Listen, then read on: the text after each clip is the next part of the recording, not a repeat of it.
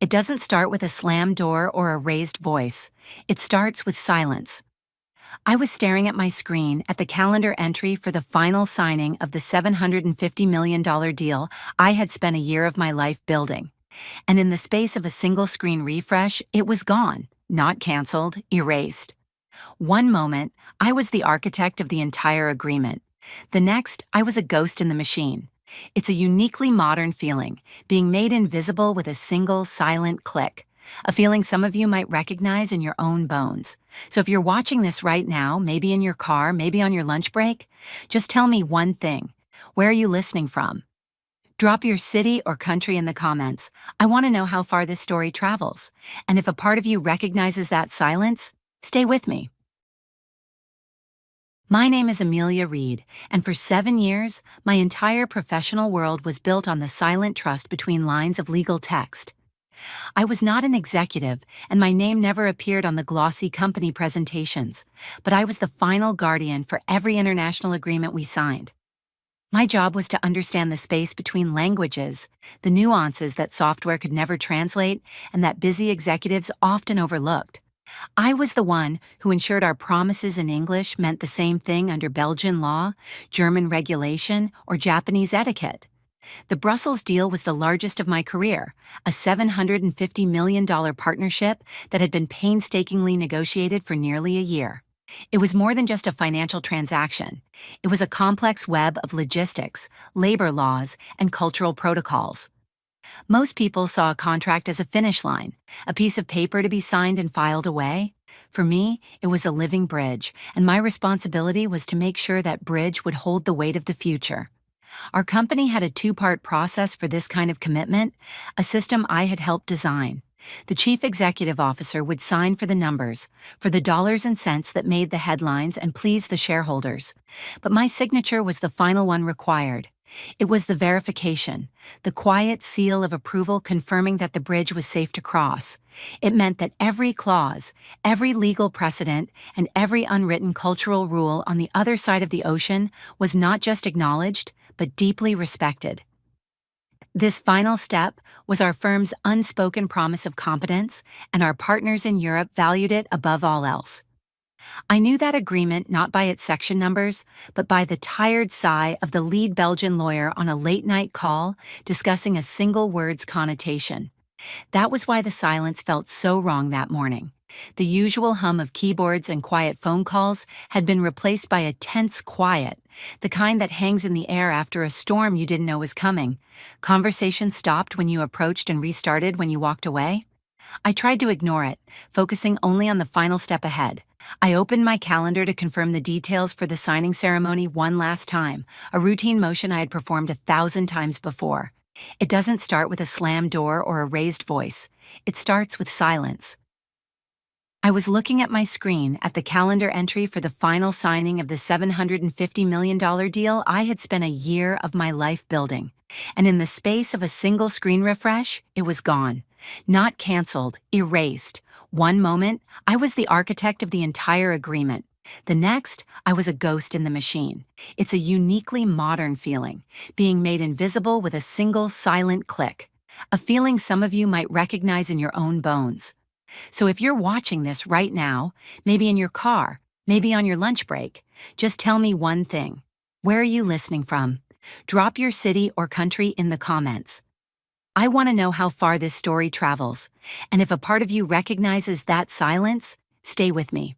My screen didn't show an error. It was simply empty where a cornerstone of my year had been just a moment before. I refreshed the page, a pointless, reflexive action born of disbelief. The space remained blank. It was then that I felt a stare and looked up to see my supervisor, Emma, standing near the entrance to our section. She wasn't speaking to anyone, just watching me. Her expression a careful mask of neutrality, but her posture was rigid with a tension that was utterly foreign to her. When our eyes met, she gave a slight, almost imperceptible nod toward the emergency stairwell, a place no one ever went unless something was terribly wrong. The air in the stairwell was cold and smelled of concrete and disinfectant. The heavy fire door clicked shut behind us with an echoing finality, muffling the office into a distant drone and sealing us in a world of harsh, buzzing fluorescent light. Emma wouldn't look directly at me, instead focusing on a point somewhere over my shoulder, as if the wall itself were easier to face. She clasped her hands together so tightly, her knuckles were bone white. It was the gesture of someone about to deliver words that were not her own. "There's been a change, Amelia," she began, her voice low and stripped of its usual warmth, sounding small and flat in the echoing space. "A leadership change." I waited, letting the silence press in. "The board brought in a new chief executive officer this morning," she continued, the sentences sounding rehearsed and brittle. "His name is Jonathan Rhee. He comes from a background in heavy manufacturing, and his philosophy is built on aggressive growth and immediate, quantifiable results." She took a shallow breath. "He is restructuring several departments to, as he puts it, streamline operations. He believes your role and its responsibilities can be fully absorbed by the existing legal and operations teams." Absorbed. It was such a sterile, bloodless word for something so total. It meant to be dissolved, to vanish into the larger machinery, as if you had never been a distinct part at all, as if 7 years of work were merely liquid, ready to be poured into another vessel without a trace. I didn't ask why or protest. My mind was already processing the information with a chilling clarity. This new man, Mr. Rhee, had looked at an organizational chart and seen a name in a box that didn't fit his rigid model of efficiency. He had seen a cost, not an investment. He had seen a function, not the foundation it supported.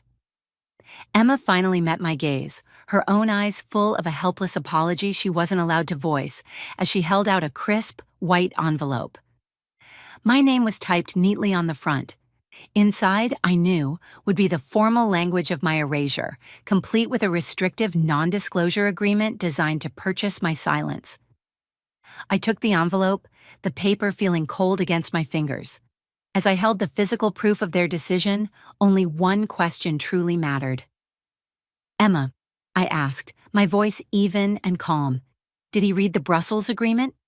Her silence was absolute. It was not the silence of someone who didn't know the answer. It was the heavy, suffocating silence of someone who knew it all too well. She gave a single, slow shake of her head, a confession in itself. I nodded once, tucked the envelope into my bag without looking at it again, and turned to push open the heavy door, stepping back into an office that, in the space of a 5-minute conversation, had become a foreign country. Packing 7 years of my life into a single cardboard box did not take long. I moved with a deliberate, quiet efficiency, ignoring the sideways glances and the sudden, hushed conversations that sprang up in my wake. Each item, a framed photo, a collection of reference books, a worn-out ergonomic mouse, was a small ghost of the time I had spent there. No one said goodbye. No one offered to help. They were already treating me as if I'd already vanished, and my physical presence was just a strange, lingering echo. I did not feel anger, only a profound sense of dislocation as I walked out of the building for the last time, the automatic doors sliding shut behind me with an indifferent hiss. The drive home was surreal. The city moved on around me, oblivious, following its own rhythms of traffic and commerce. My mind, however, was not on the past, but on the flawed, arrogant logic of the decision. They had not removed a person. They had removed a function they did not comprehend. They had unplugged a critical component from a complex machine and were simply assuming the machine would continue to run, ignorant of the silent, cascading failures that were about to begin. They believed that because my contribution was quiet, it must have been simple. It was the kind of mistake only made by people who have never had to build the things they are in charge of. Once home, I did not unpack the box from my car. Instead, I walked directly to a tall, narrow file cabinet in my study. It was my personal archive, a meticulously organized collection of every significant document and correspondence from my career. I unlocked it, the small click of the lock sounding loud in the quiet house. I located the correct folder, its label written in my own neat script. Inside was my copy of the Brussels Agreement, the complete, fully annotated version containing every email chain with our legal partners and every note from our Belgian counterparts. It was the deal's true history, its institutional memory. I slid the document into its designated place within my archive. It was not an act of vengeance or concealment. It was an act of preservation, of ensuring that the true record of the agreement would not be lost or altered. At that moment, a notification chimed on my personal laptop. It was an automated request from the company's internal network. Access to the final signed contract for the Brussels deal has been requested.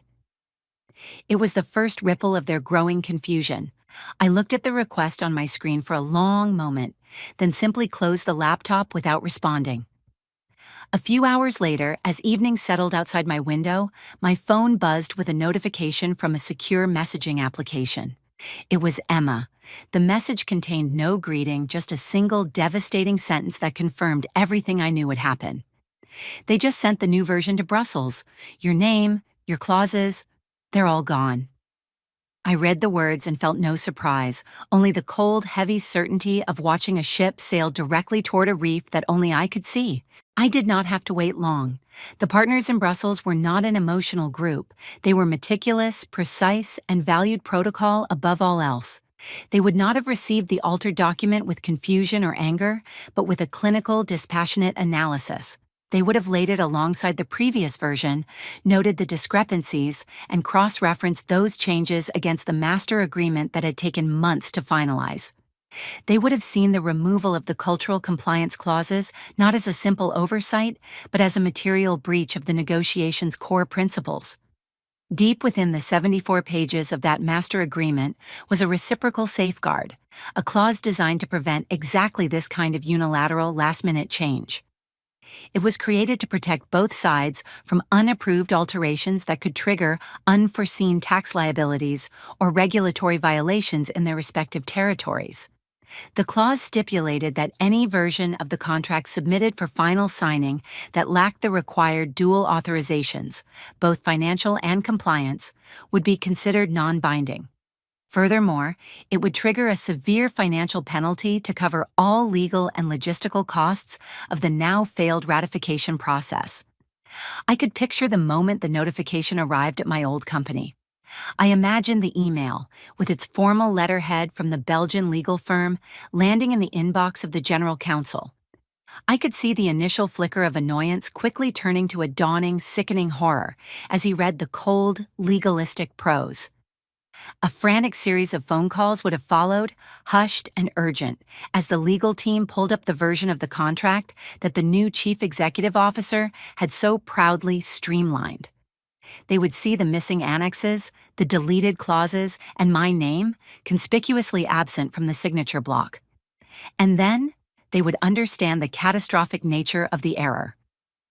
The quiet of my study stood in stark contrast to the chaos I knew was erupting on the 6th floor of that office building. The new man, Mr. Ree, would be demanding answers, his voice likely sharp with blame. He would be searching for a subordinate to hold responsible, never considering that the responsibility lay with his own arrogant assumption that he understood a deal he had never bothered to read. He had tried to demonstrate strength through speed, and in his haste, he had triggered a trap of his own making. My phone buzzed again, pulling me from my thoughts. It was another secure message from Emma. This time it was not a sentence, but an image, a screenshot of the official notification from the Brussels firm. My eyes were drawn to the highlighted section, citing Article 18.2, the penalty clause, and below it, a number that made my breath catch. A 7-figure sum, a devastating price to pay for an act of careless erasure. Emma's text appeared a moment later. "They've triggered the non-compliance penalty," she wrote. "It's millions, no one knows what to do." I stared at the screen, at the digital proof of the consequence. The first domino had fallen exactly as I knew it would. I turned my phone over on the polished surface of my desk, letting the screen go dark. My role in the chain of events was now a passive one. All I had to do was observe the inevitable reaction. The chaos at the company would not be loud or public at first. It would be a frantic internal scramble, a flurry of closed-door meetings and hushed, panicked phone calls. The legal department, I knew, would be in lockdown, poring over the master agreement in a desperate search for a loophole or an ambiguity they could exploit. They would find none. I had made sure of that.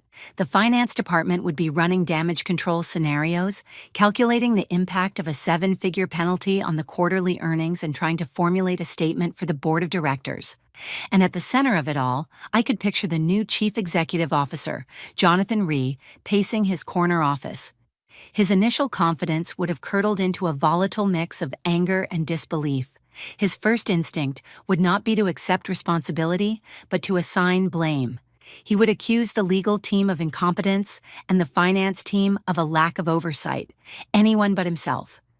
His worldview did not allow for the possibility that his own decisive action could be so profoundly wrong. Eventually, after his anger had found no purchase on the solid wall of the contract's language, his frustration would turn to a single focused question.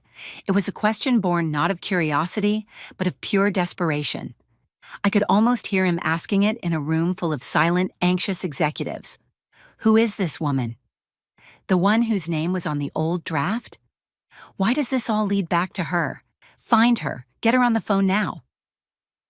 That was the predictable arc of a man who saw people not as assets, but as functions to be managed or removed. The attempts to reach me began in earnest an hour later. The first was a formal email from the head of the legal department, its subject line marked "Urgent Clarification Required." I archived it without opening. Next came a voicemail from Emma, her voice strained and stripped of all composure. "Amelia, they're asking for you," she said, her words rushed. "The whole deal is in jeopardy. Jonathan, everyone is looking for you. Please, just call me back." I listened to the message, then deleted it. Her panic was genuine, but it was a symptom of a disease I could not cure for them. Then, as dusk settled into night, my phone lit up with a text message from a number I did not recognize. The message was short, devoid of any apology or preamble. It was a command disguised as a corporate request. "Amelia, this is Jonathan Rhee. Your immediate input is required to resolve a clerical issue regarding the Brussels Agreement. A prompt response is expected." I read the words, and I understood the true depth of his ignorance. He still thought this was a clerical issue. He still thought he was the one in charge. He had not yet realized he was no longer giving an order. He was begging for a key he didn't know he had lost. I did not reply to his text. A demand from a man who had lost all leverage was not a demand at all. It was merely noise. My continued silence, I knew, would force the next, most critical phase of the escalation. The chaos could no longer be contained within the executive wing. I was not in the room when the board of directors convened for their emergency meeting, but I would later piece the story together from multiple sources. It came to me in fragments: a hushed phone call from Emma, a cryptic email from a former colleague. But the picture it painted was devastatingly clear. The situation had become untenable because it was no longer entirely private.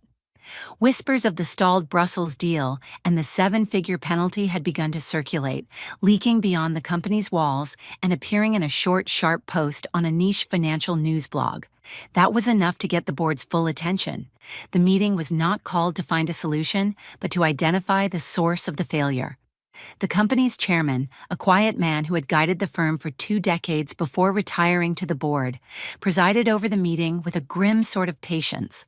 Jonathan Rhee's primary sponsor on the board, a man known for his aggressive, cutthroat business philosophy, apparently tried to downplay the crisis. He framed it as a procedural hiccup and an overzealous reaction from our European partners, insisting that Mr. Rhee's decisive actions were exactly what the company needed. Jonathan, in turn, presented a confident facade, speaking of realignment and optimization, using all the right words to describe a situation he had failed to comprehend. He was performing the role of a chief executive officer, unaware that the stage was collapsing beneath him. The chairman let them both speak, listening without interruption. When they had finished, he did not raise his voice or ask about the penalty. He looked directly at Jonathan Rhee, his gaze steady and analytical, and he asked a single simple question that cut through all the corporate jargon. "Mr. Rhee," he said, his voice calm and clear in the silent room, "before you terminated Ms. Reed's employment and authorized the altered contract, did you or anyone on your team speak with her about the agreement?" There was a long, heavy silence. Every eye in the room was on Jonathan. His sponsor shifted uncomfortably in his seat. The confident facade Mr. Ree had maintained for weeks finally cracked, his mouth opening slightly, as if to form a response that would not come. He could not say yes, and he could not afford to say no. His silence was the answer, a confession more damning than any words. It was the moment the board understood this was not a simple procedural error, but a catastrophic failure of judgment, born from an arrogance so profound it had placed the entire $750 million deal at risk. After the boardroom meeting, the frantic energy that had been directed at me ceased. The desperate emails and pleading voicemails all stopped, replaced by a profound and telling silence from the company. It was the silence of an organization in shock, a system forced to confront a failure so fundamental that it had no immediate protocol to follow. The frantic scramble for a quick fix was over. The slow, heavy work of assessing the damage had begun, a task I knew they had to do without me. A day later, I learned through Emma that Jonathan Ree had been placed on an immediate and indefinite administrative leave. The official announcement was brief and sanitized, speaking of the board's decision to conduct a full and thorough review of the Brussels project. It was the classic sterile language of corporate damage control, a way of removing the source of the problem without admitting its true nature. His name was still on the website, but his authority had been suspended. With him sidelined, I knew a new approach was inevitable. The clumsy attempts had failed. Whatever came next would be calculated, deliberate, and approved by the highest level. I did not wait by the phone or check my email every 5 minutes. I simply went about my days, trusting in the logical progression of events. They had created a void that only I could fill, and it was only a matter of time before they formally acknowledged it. The power was no longer theirs to wield, but to request. The message arrived on a Tuesday morning. It was not a text or a phone call, but an email from the personal address of the chairman of the board. The subject line contained just 2 words: a conversation. I opened it. The language inside was masterful in its precision and humility. It did not contain a direct apology, which would have been an admission of liability.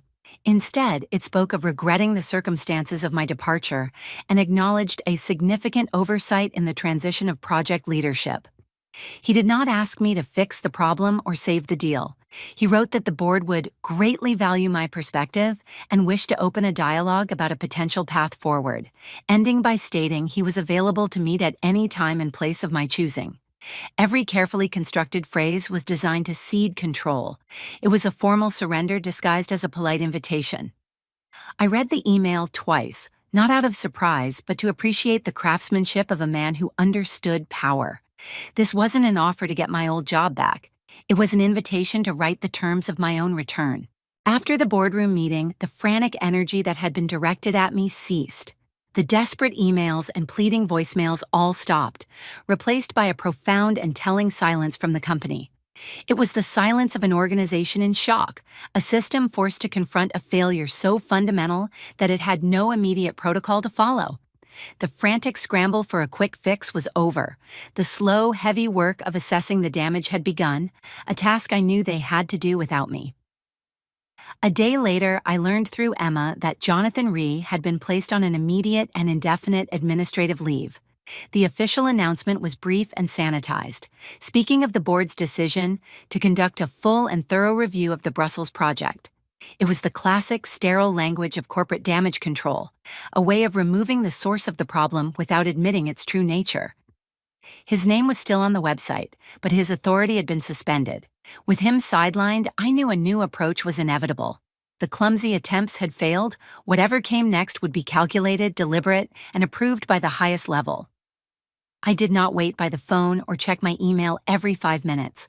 I simply went about my days, trusting in the logical progression of events. They had created a void that only I could fill, and it was only a matter of time before they formally acknowledged it. The power was no longer theirs to wield, but to request. The message arrived on a Tuesday morning. It was not a text or a phone call, but an email from the personal address of the chairman of the board. The subject line contained just 2 words: a conversation. I opened it. The language inside was masterful in its precision and humility. It did not contain a direct apology, which would have been an admission of liability. Instead, it spoke of regretting the circumstances of my departure and acknowledged a significant oversight in the transition of project leadership. He did not ask me to fix the problem or save the deal. He wrote that the board would greatly value my perspective and wish to open a dialogue about a potential path forward, ending by stating he was available to meet at any time and place of my choosing. Every carefully constructed phrase was designed to cede control. It was a formal surrender disguised as a polite invitation. I read the email twice, not out of surprise, but to appreciate the craftsmanship of a man who understood power. This wasn't an offer to get my old job back. It was an invitation to write the terms of my own return. There was no further negotiation. The chairman simply nodded, a silent acknowledgement that conveyed the full transfer of authority, and the wheels were set in motion. My return was not announced with a company-wide email, but with a quiet invitation to a single critical video conference. It was the emergency call with the leadership from the Brussels team, and I joined 3 minutes after it began, a deliberate choice to allow the tension in the virtual room to build to its peak before my arrival. On the screen, I saw the strained faces of my former colleagues from the legal department, their expressions a mixture of anxiety and exhaustion. Opposite them were the Belgian partners, their politeness a thin veneer over a foundation of rigid disapproval, their arms crossed in unified silent protest. When my window appeared, a visible shift occurred. The lead partner from Brussels, a man I had spent countless hours on the phone with, broke into a slow, genuine smile as a look of profound relief washed over his features. "Ms. Reed," he said, his voice warm with welcome. "It is good to see you." I did not dwell on the past or offer elaborate explanations. I simply nodded, my expression calm and professional. I chose the words carefully, offering a neutral explanation that allowed everyone to move forward without dwelling on blame. "There appears to have been a miscommunication in the final handover of the documentation, which has now been fully rectified," I stated clearly. "We are prepared to proceed with the original, mutually agreed-upon framework, effective immediately." I shared my screen, displaying the pristine, correct version of the agreement. There were no more questions about liability or phrasing. My presence was the only clarification they needed. Within the hour, the digital signatures were exchanged. The $750 million deal, which had been on the brink of collapse, was restored with a 10-minute conversation. The penalty was waived, the trust was rebuilt. Later that afternoon, a forwarded email from Emma appeared in my inbox. It was a brief internal memorandum announcing that Jonathan Rhee had resigned to pursue other opportunities, effective immediately. His chapter at the company was closed with the same sterile, corporate language he had used to end mine. My new office, I was told, was being prepared on the executive floor. The restoration was not just a return to how things were. It was the beginning of a new order, an order I would now define. My new office was on the executive floor, but its most valuable feature wasn't the view of the city skyline. It was its location, at the very intersection of the legal, financial, and strategic planning departments. I was no longer a downstream checkpoint, I was now an upstream source. In my first week, the head of European expansion came to my office, not with a nearly finished contract, but with a new idea, a blank whiteboard, and a single question. "Amelia, before we even begin, what do we need to know?" The change was not just respected, it was integrated. The system was learning to look before it leaped. I did not work late or spend weekends in the office to prove my worth. The events of the past few weeks had already done that for me. My authority was not derived from the hours I spent at my desk, but from the clarity of the solutions I provided. The culture of the executive floor began to shift subtly around my presence. Conversations became less about speed and more about strategy, less about aggressive targets and more about sustainable partnerships. They had seen the cost of moving too fast and were now learning the value of moving correctly. A month after the deal was signed, a package arrived from Brussels. It was not from the company, but from the partners themselves. Inside, cushioned in silk paper, was a hand-bound leather copy of the $750 million agreement. On the first page, there was a handwritten inscription in elegant cursive script. It read, "Trust is the clause that is never written, but always felt." I placed the book on a shelf in my office, not as a trophy to be displayed, but as a quiet reminder of the real foundation of any successful venture. People no longer ask me what I do by citing a title or a department. They understand my function in a more fundamental way. I am the person they call when a deal depends not just on what is written, but on what is understood. I am the architect of the bridges that connect our business to the world, ensuring they are built on the bedrock of diligence and mutual respect. My name is no longer just a signature on a contract. It is now part of the company's foundation, and this foundation was built not to be broken. In the end, remember this: silence is not surrender. Sometimes it is the most strategic move you can make, a quiet space where consequence is allowed to take root. Your value is never defined by those who overlook you, but by the integrity of the work you do when no one is watching. If you have ever had your contribution erased or your quiet competence mistaken for compliance, know that you are not invisible. You are simply waiting for the system to feel your absence. If this story spoke to you, like, comment, and share it with someone who needs to be reminded of the power of their own quiet work.